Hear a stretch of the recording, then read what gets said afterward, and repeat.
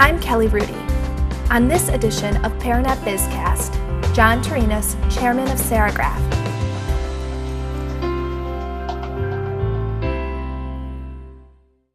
Do you feel that it would be beneficial for Wisconsin's economy to gravitate from manufacturing to the service industry?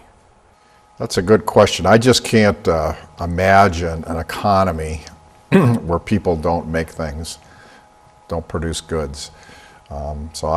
Obviously the American economy has gravitated towards a service economy over the last couple of decades. I think it's probably a strategic mistake to do that, to cede manufacturing to places like China, India, Mexico. We ought to fight for it. We ought to fight to keep it, and I think there are some things you can do to keep a healthy manufacturing base in the United States. Unfortunately, the politicians, the political leaders, both at the state and federal level, don't really get it. President Obama just named a manufacturing czar. It's probably a good idea. Unfortunately, he picked an investment banker to do it as opposed to a manufacturing guy. Go figure. You know, the investment banking guys are the ones that put this country in trouble, deep trouble, and he picks an investment banking guy to fix it. I don't get it. You said that it's a strategic mistake to go over to China. Why do you think that is? No, I meant that it was a strategic mistake to rely on the service sector as the only or main or principal source of strength in the U.S. economy. I think we not only have to service each other, flip hamburgers is the old expression, but we also have to make stuff. And I think manufacturing in the United States can be competitive, but it takes some creative thinking and some will, political will, business will, and intelligence. But it can be, I think it can be sustained at decent levels in the United States. One of the things is manufacturing is clearly always changing right now. It's not going to be the same. I'm not quite sure it could even survive as the same thing it is today. How do you see manufacturing transforming in the next 10, 20? Well, there's a number of things that can be done to keep manufacturing strong. And a lot of the surviving manufacturing companies are figuring it out. And so if you're running a manufacturing company, the question you have to ask yourself is, how do I compete with China? And you have to come up with answers for that. And if you can compete with China, you can probably compete with anybody. So the answers tend to go like this, at least my answers. Different people have different answers.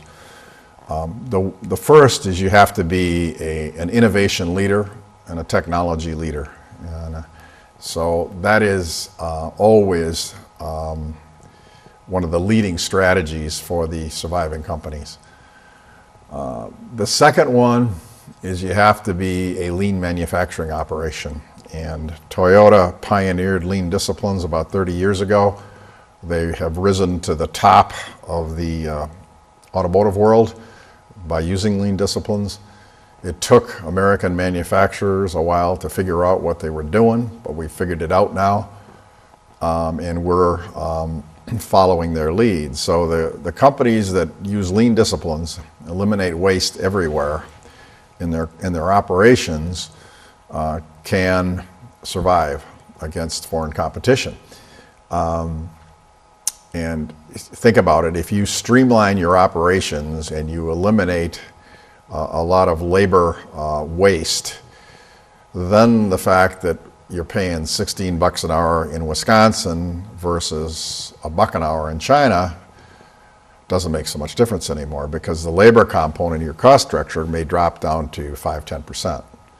So making U.S. manufacturing operations very efficient, very streamlined, very waste reducing is probably the best answer for competing overseas. There are some Wisconsin manufacturers who say by using lean disciplines, we can make any part, if we just go at it hard enough and streamline it enough, any part cheaper than you can make it in China, bring it to the United States, pay the transportation costs, pay the duties, You can make it cheaper here with intelligent manufacturing. There are other strategies. You can concentrate your operation on products that can't be efficiently brought in from China. Big stuff. Most of the big stuff is still going to be manufactured here. Cars, appliances, big gears, big equipment. Perishable stuff that you can't put on a container and bring in from China. Fast-moving stuff where it has a rapid turn, where you have just-in-time manufacturing and you get the order on a Friday and it has to be out by a Monday. You can't do that from China. So there are answers for manufacturing, and the good, smart companies are finding them.